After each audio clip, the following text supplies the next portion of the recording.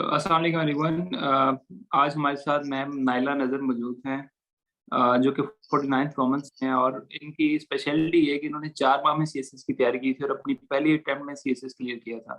तो मैडम से पूछते हैं कि मैडम आपकी क्या टेक्निक थी, किस तरह आप तैयारी को लेके चली? एस्पायरेंट्स को भी गाइड कर दें क्योंकि कई लोग होंगे जो 4-5 माह में तैयारी की कोशिश करेंगे।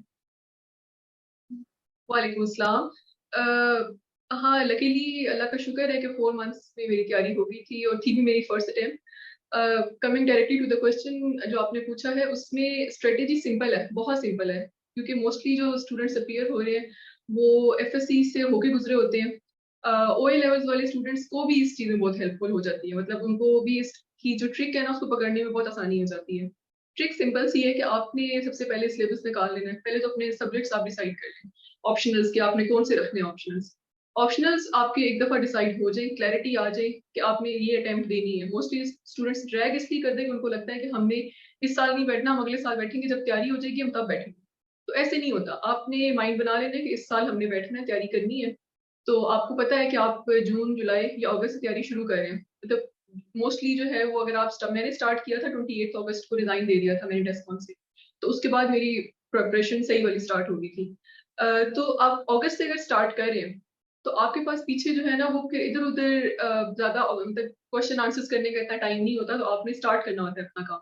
तो आप अपना सिलेबस डाउनलोड करें, जो-जो सिलेबस आपने रखे हुए हैं, जो ऑप्शनल्स रखे हुए हैं और जो कंपल्सरीज़ है, कंपल्सरीज़ तो सबके सेम है। तो एक दफ़ा आपने सिलेबस डाउनलोड कर ली है, तो आपको एक किताब पकड़े, 2 किताबें पकड़े, कोई भी गाइड बुक ले लें और साथ कोई एक रिकमेंडेड ऑथर की बुक पकड़े और उसको आप तैयार करना शुरू कर दें। पहले सिर्फ़ 2 किताबों से शुरू करें। एक आप लोकल बुक ले लें कोई, कोई भी गाइड बुक, और एक आप अच्छे ऑथर की किताब पकड़ लें। ये 2 किताबें जब आप एक सब्जेक्ट की कर लेते हैं और आपने अपना टाइम रखा हुआ है कि आपने 15 दिनों के अंदर या 2 हफ्तों के अंदर या चलिए 1 महीना आपने लेना है, तो एक सब्जेक्ट आपने तैयार करना ही करना है। तो जितना तैयार हो जाता है उसको फिर वहाँ छोड़ देना है। कि जब आप शेड्यूल बना रहे होते हैं, तो आप सब्जेक्ट की डेप्थ को देखते हुए शेड्यूल बनाते हैं, कि ये सब्जेक्ट जो है अच्छा, ये वाली बात आप बिल्कुल एक क्वेश्चन ये भी आता है स्टूडेंट्स के ज़हन में कि ये सब्जेक्ट टोटली अनफ़ेमिलियर है, हमें पता ही नहीं है कि इसके अंदर क्या है, तो बहुत ज़्यादा टाइम देना पड़ेगा, ऐसी बात नहीं है।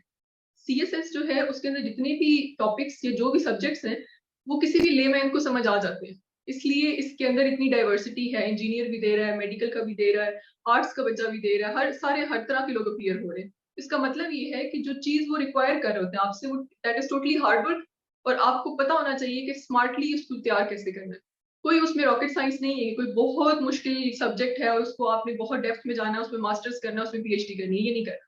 तो आप अपना टाइम रखें, आपने जो सब्जेक्ट्स हैं, जो 100 मार्क्स के हैं, उनको 10-15 डेज़ दें, उसको तैयार कर लें एक दफ़ा। आप गाइड बुक से और एक अच्छी बुक पकड़ के उसको तैयार कर लें। उसके बाद फिर आप जब रिवीजन करने पे आएँगे, एक दफ़ा तो आपने ये सारा तैयार कर देना है 3 मंथ्स के अंदर-अंदर शेड्यूल बना के।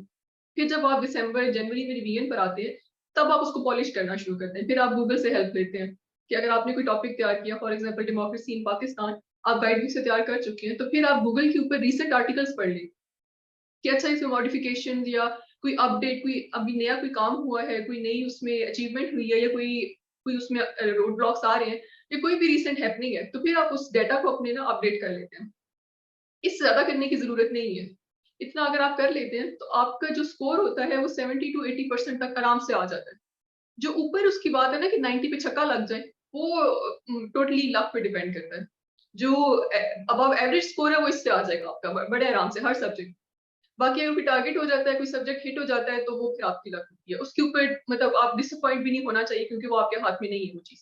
जो आपके हाथ में है वो इतना सा काम करना है कि आपने अपने सब्जेक्ट्स कवर करने हैं, टाइम के अंदर कवर करने हैं, उसकी रिटन प्रैक्टिस करें। एक और चीज़ वो है कि जब आपने 10 टू 15 डेज़ रखे हैं, तो उसमें रोज़ रिटन प्रैक्टिस आपकी लाज़मी है।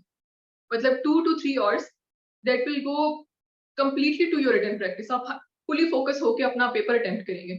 जो टॉपिक आपने तैयार किया है, उसको 5 पेपर में से क्वेश्चन लें। आपको किसी को कहने की ज़रूरत नहीं है कि हमें क्वेश्चन दें।